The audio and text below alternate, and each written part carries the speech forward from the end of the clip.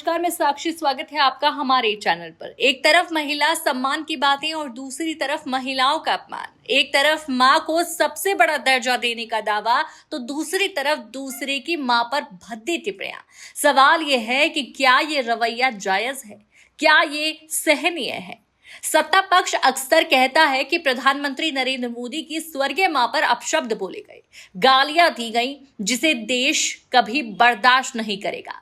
खुद प्रधानमंत्री नरेंद्र मोदी मंच से कहते हैं कि राहुल गांधी और तेजस्वी यादव के मंच से उनकी मां का अपमान हुआ, इसलिए ऐसे दलों को वोट नहीं दिया जाना चाहिए। लेकिन जब यही मामला भारतीय जनता पार्टी के प्रवक्ता या नेताओं पर आता है तो हालात बिल्कुल अलग नजर आते हैं। दरअसल हाल ही में एक टीवी डिबेट के दौरान बीजेपी प्रवक्ता ने कांग्रेस प्रवक्ता की मां को भद्दी और गंदी गालियां दी। शिकायत भी दर्ज हुई, लेकिन ना तो पार्टी ने कोई संज्ञान लिया और ना ही प्रवक्ता को बाहर का रास्ता दिखाया गया। ऐसे में बड़ा सवाल उठता है कि आखिर ये दोहरा रवैया क्यों? मां किसी की भी हो, अपशब्द तो अपशब्द ही होते हैं।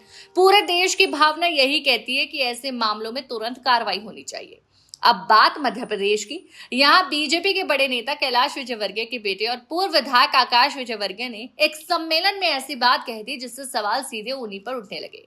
आकाश विजयवर्गीय बीजेपी महिला मोर्चा के एक कार्यक्रम में शामिल हुए थे। इस दौरान उन्होंने महिलाओं से पूछा किस किस को कभी कभी शराब चलती है। इसी बीच एक महिला ने सभा में ही कह दिया कि जीतू पटवारी की पत्नी को शराब चलती है। सभा में हुई ये टिप्पणी रिकॉर्ड हो गई। यहीं से विवाद और गहरा हो गया, क्योंकि एक तरफ बीजेपी मंच से कह रही है कि कांग्रेस नेताओं ने प्रधानमंत्री की मां का अपमान किया, तो दूसरी तरफ बीजेपी के मंच पर जीतू पटवारी की पत्नी पर आपत्तिजनक टिप्पणियां होती है। ऐसे में सवाल उठना लाजमी है कि क्या अपमान केवल विपक्ष का मुद्दा है? सत्ता पक्ष के मंच पर जब महिलाएं दूसरे नेताओं की पत्नी पर टिप्पणी करते हैं तब कार्रवाई क्यों नहीं होती?